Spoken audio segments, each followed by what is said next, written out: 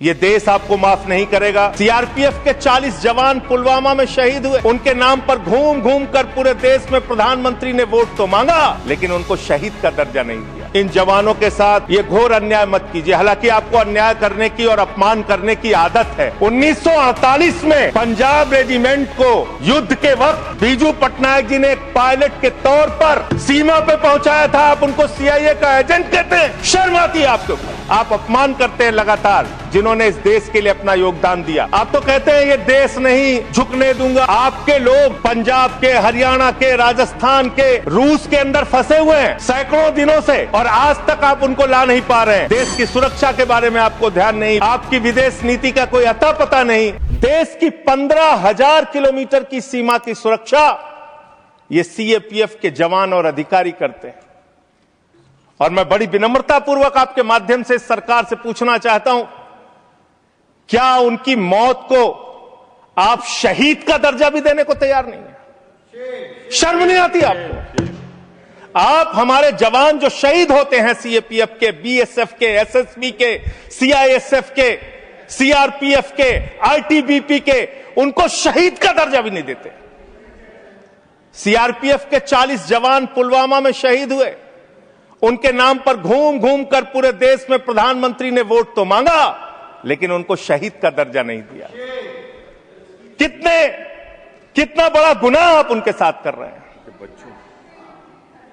महोदय, मैं आपको बताना चाहता हूं कि पिछले 50 वर्षों में एक दो नहीं, तमाम कमेटियों ने सीएपीएफ के अधिकारियों के पक्ष में रिपोर्ट दिया, रिकमेंडेशंस दिया, सरकार से अनुरोध किया कि उनको उनका अधिकार मिलना चाहिए। और ये अधिकार क्या है महोदय? 2025 मई का सुप्रीम कोर्ट का निर्णय है जो कहता है cadre review with in 6 months, slowly reduce the deputation of IPS officers with in 2 years। ये सर्वोच्च न्यायालय का निर्णय है, कोई हमारे घर से निकला हुआ निर्णय नहीं मान्यवर। और ये सर्वोच्च न्यायालय का निर्णय महोदय ये लोग बदल रहे हैं। ये पूरा देश आज देख रहा है इनको। मुझे लगता है चिदंबरम साहब यहां नहीं बैठे होंगे। एक चिदंबरम साहब की कमेटी की रिपोर्ट आई और एक एस्टीमेट कमेटी को चेयर कर रहे थे आपके आदरणीय पुरोधा भारतीय जनता पार्टी के पूर्व अध्यक्ष मुरली मनोहर जोशी जी। उनकी रिपोर्ट थी कि सीएपीएफ के अधिकारियों को प्रमोशन का वैसा ही मौका मिलना चाहिए जैसा कि आईपीएस अधिकारियों को मिलता है। ये मुरली मनोहर जोशी और पी चिदंबरम जी की रिपोर्ट है। वो गृह मंत्री रह चुके हैं भारत सरकार के।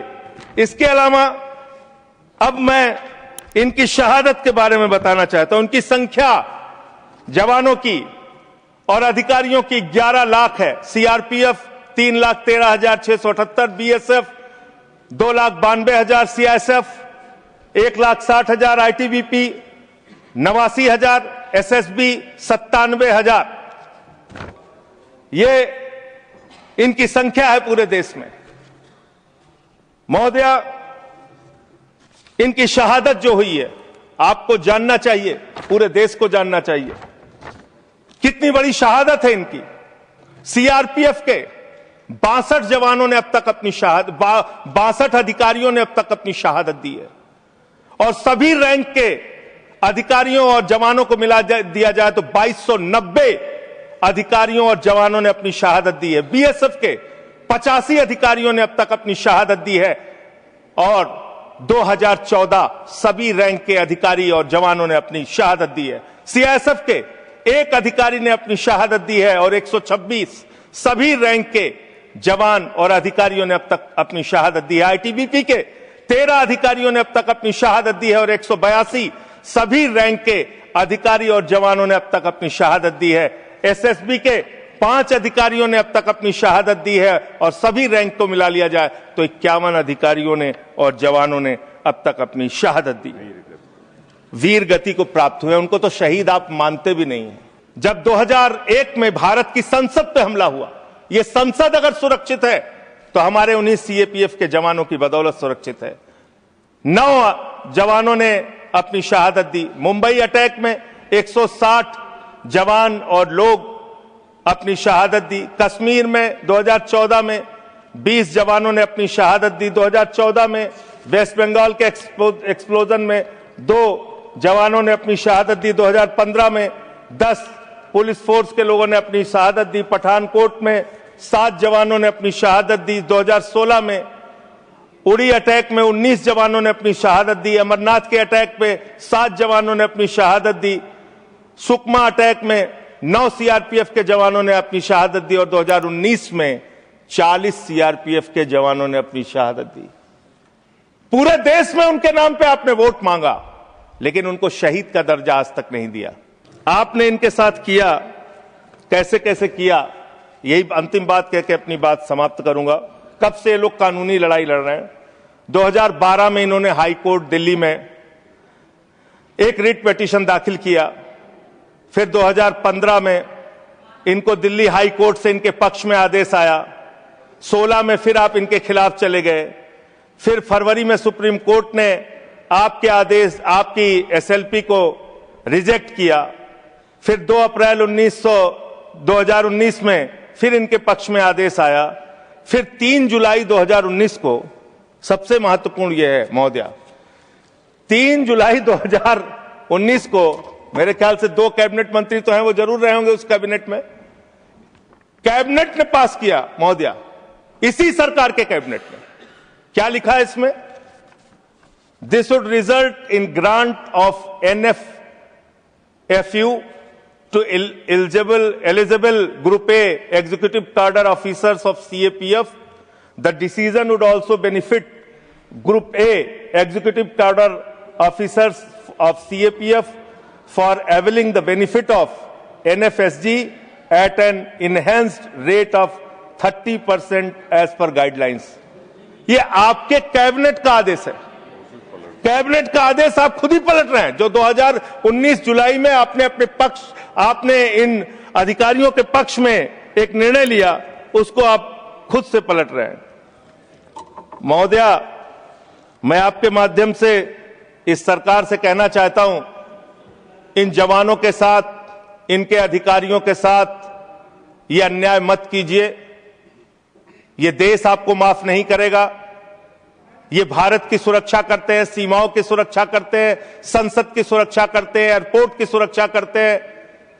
इन जवानों के साथ ये घोर अन्याय मत कीजिए। हालांकि आपको अन्याय करने की और अपमान करने की आदत है।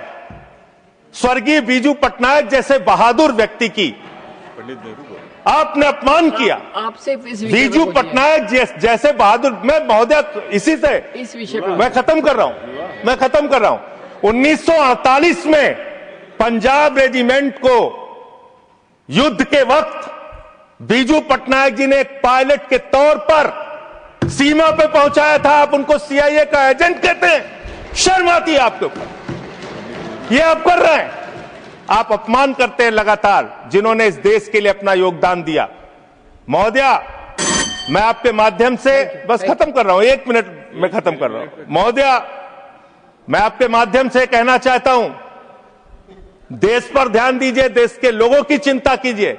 आज जब मैं आ रहा था तो यहां पे पता चला, आप तो कहते हैं ये देश नहीं झुकने दूंगा, ये देश नहीं झुकने दूंगा। आपके लोग पंजाब के, हरियाणा के, राजस्थान के, रूस के अंदर फंसे हुए हैं सैकड़ों दिनों से, और आज तक आप उनको ला नहीं पा रहे हैं। देश की सुरक्षा के बारे में आपको ध्यान नहीं, विदेश नीति के बारे में आपको ध्यान नहीं, आपकी विदेश नीति का कोई अता पता नहीं।